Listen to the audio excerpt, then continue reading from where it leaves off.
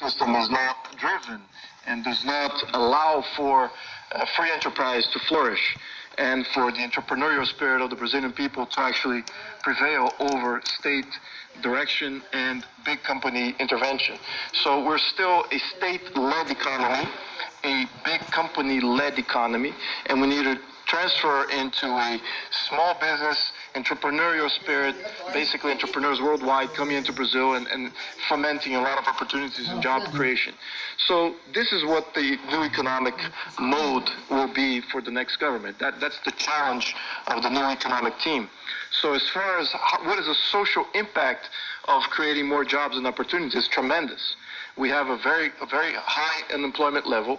The first and foremost issue is how to address the social issues. Employment should be the priority.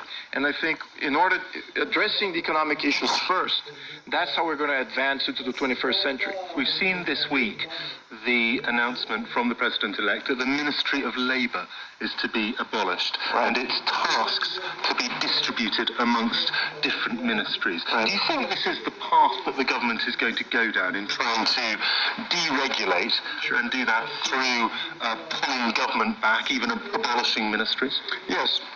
First of all, from the executive side, they need to shrink the number of ministries.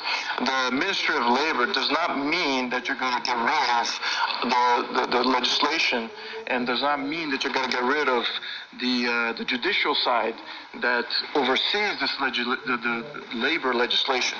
So we still have a labor legislation problem in order for us to address, in order to move forward. But it's a very good sign that we're going to get rid of a ministry that addresses labor in such a central manner. From an economic standpoint, we're not going to move forward as far as an economy if we have more of what caused the crisis. The crisis was all about big government intervention, a lot of regulation, making sure that there's no free enterprise commanding the economy and commanding change of the society. So that's what we need to address.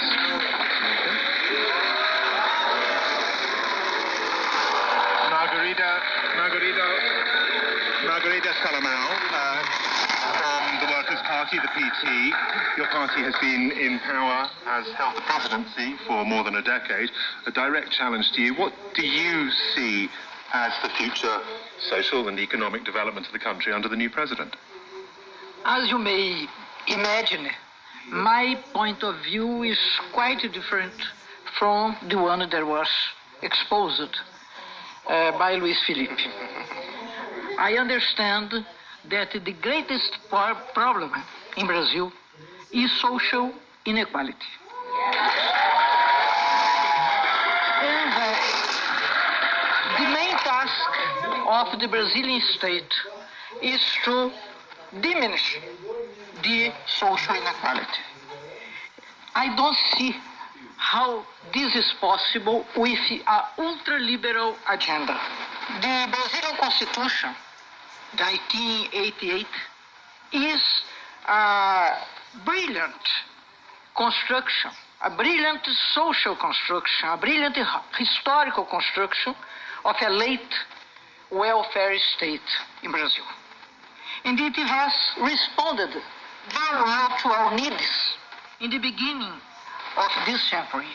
We have problems, of course, but I don't think that ultra-liberal agenda mixed with authoritarian politics can take us ahead. As you said, it was a very divisive election. Bolsonaro is a very controversial guy. And of course, he will face a strong opposition in Brazil. Okay. Fernando Schuller from Instead Business. I really think that to have a more pragmatic government, a more pragmatic president than we saw in the campaign in this polarized democracy in which we live. My impression is that in this first month of transition, this first time of transition, we could see some revising positions, some changes in the discourse of Bolsonaro. I agree with Margarida that Brazil has a constitution. In 88, Brazil is a kind of welfare state. created a kind of welfare state. I used to say a tropical welfare state. With not the budget of Germany and with not the budget of UK or France, but you have a welfare state. And I don't think Bolsonaro diminishing this rise and this, I think that the size, not exactly the size, but the quality of this welfare state, this will continue to work. We have a lot of social protection policies, state policy, not government policy, state policy, that will continue. We have a stable bureaucracy in our government. We are not a banana republic. We have a very well-organized state. For instance, Bolsonaro promises now to continue to operate a human rights ministry, for instance. We have to distinguish. One thing is campaign, one thing is internet, one thing is this polarized discussion that we have. Another thing is real government, real politics. And I think that trying to make a more balanced analysis, I think that we need a more liberal in politics and economics, more open market, a more free market policy in economics to enhance productivity, for instance, in Brazil. Okay. Marcia Silva, do you look forward? Are you optimistic about social and economic change under President Bolsonaro? Some of the ideas of improve the economy is going to overcome or forget about the things that we have a long time trying to build about consideration and people that have low opportunities to study and to have a good job, so they have bad conditions to work. And that is a cycle. We have to finish that cycle of poverty, the cycle of exploitation, the cycle of inequality. Without that, you are not going to raise or grow as a country as a whole.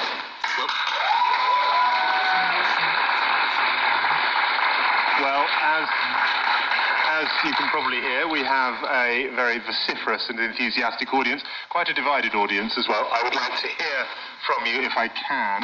Who here feels optimistic about social and economic progress under the presidency? If you have something to say on that, Madam. Hello, I'm pretty optimistic about our future as a country, and economics and socially. I believe that Bolsonaro has the good intention, and he has, I believe it, and I believe that he has good ideas, and he has the heart and the motive, the right motive to change Brazil, and especially on economics. Young people like me face a lot of challenges, economically speaking, and I wish that with his governance, it will improve our lives and for future generations. Okay. Thank you very much. Any more on this point?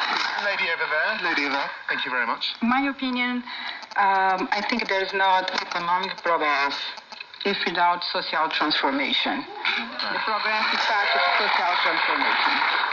Opportunity, education. Well, what do you mean by social transformation? Are you echoing Marcia's point here? Is opportunity for the population to have access to education, better health. Sir, in the middle, wearing a stripy shirt. I think it's very interesting. It's really been a very divisive election, and if you have any conscience whatsoever on social matters, it is impossible to vote Bolsonaro. But unfortunately,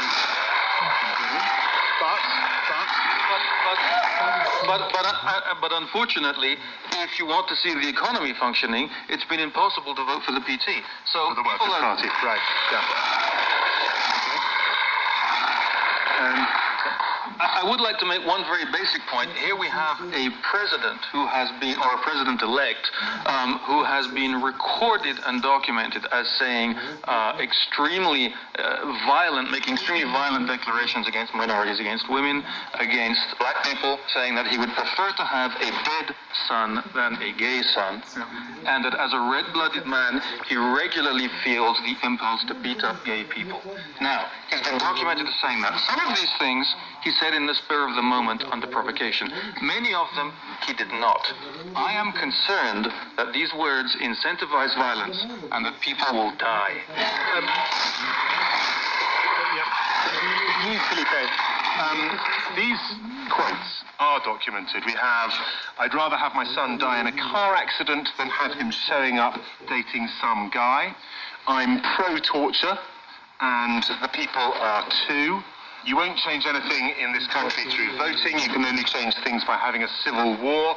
Killing 30,000 would be a start." Do you support those statements? I don't support any statements other than my own. And You're in the same party as the president. You will vote with him. no, I think some of these statements, and I think the Brazilian population has made their vote quite clear that many of these statements were constructed from the media, and we need to understand. Please let him finish. It's very hard to understand what happened in Brazilian voting. Okay, please. I'm not saying that it didn't happen. Please. I'm not saying that it didn't happen. I'm saying why it happened and why people voted the way they voted. Because people don't trust the media, right? Do you trust the media? Do you trust the media? So if I tell you that the media in Brazil is 100% controlled by the state, it is financed by the state, it has revenues coming from the state. These statements are documented, Luis Felipe. They're not made up by the media. These are documented. He said them. I'm not saying that he didn't say them. So let's leave the media out for the moment. No, let me place the media in the center of this. Because the media use parts, there are many of these quotes that are true. Many of these quotes that he said in the past, and he was young, and he was flamboyant, and he was coming out of it in the political scenario. Okay.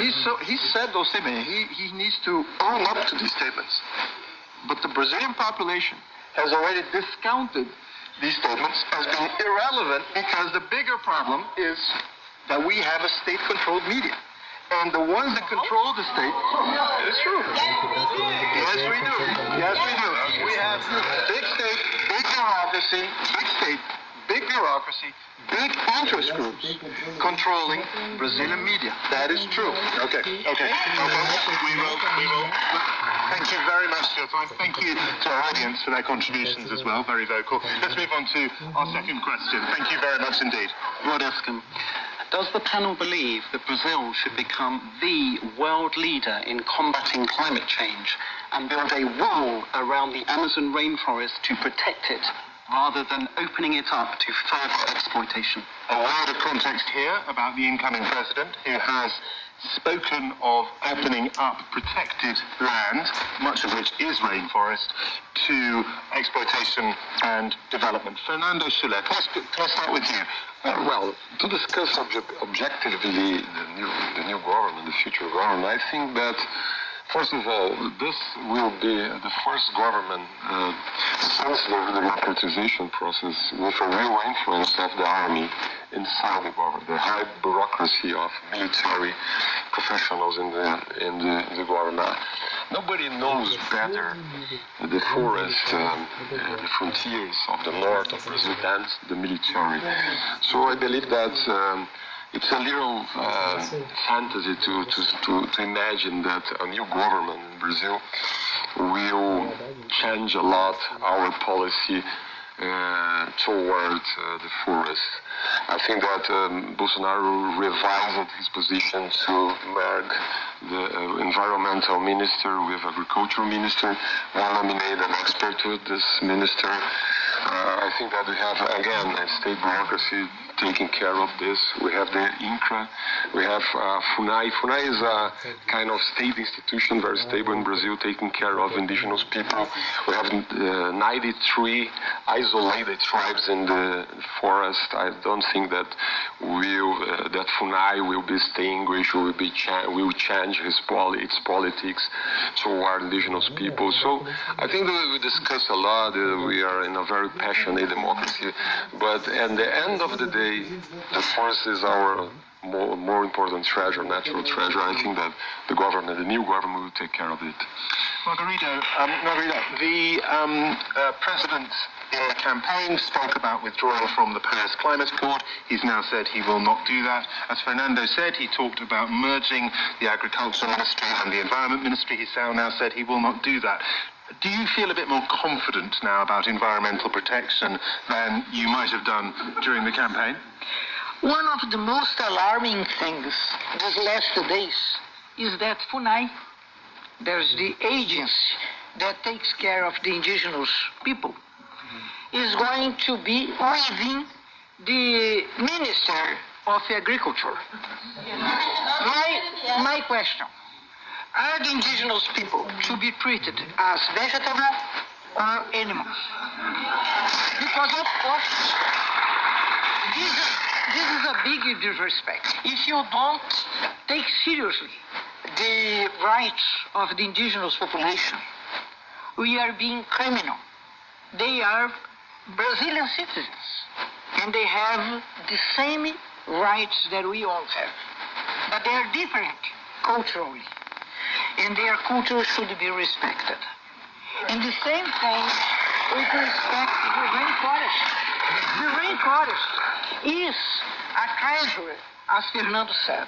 It's a responsibility of Brazil to preserve Amazonia. I have to say that even in our governments, the governments of PT, we have not taken care as we should. I'm a congresswoman. I have to say that. Truthfully. But I have to tell you that I'm very alarmed about the positions that Bolsonaro has announced. I think that his subordination to Trump is very dangerous for all of us and for the world as a whole. Okay, thank you very much indeed. Luis Felipe.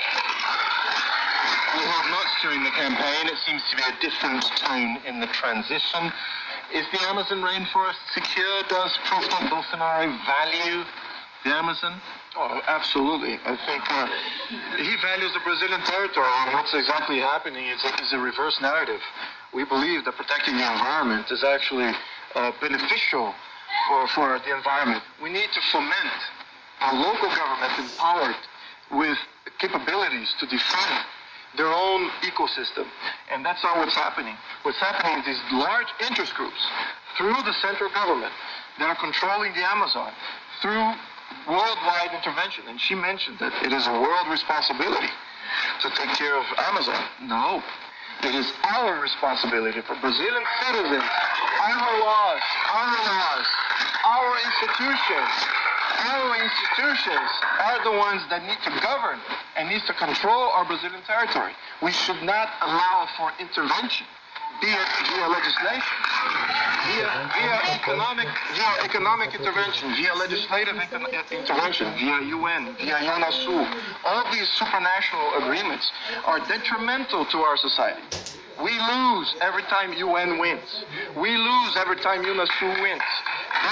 That's what's at stake here. So there's a reverse narrative. They say, oh, we're going to protect the environment. We do the best for the environment. Oh yeah, what do? You subject yourself to UN. You subject yourself to UNASUR. That is not protecting the environment. That is opening Brazil up for intervention. Okay. So that's the reverse that we need to do. Monsieur Silva, I'm not convinced you entirely agree with Felipe there. This is a complex society. We have a lot of gaps that we have to fulfill. And I feel like if you have a forest to protect and you have a law enforcement, who is going to put the law in place, right? If we, in that government, start to deny IBAMA, ICMBio, or Minister of Environment. These are the different agencies that enforce different agencies that make the law for everybody. We are supplying a lot of the food that is going to all over the world. Okay, thank you very much indeed. We must take a pause. We will be back with our panel here in Brazil and our audience for more World Questions very soon.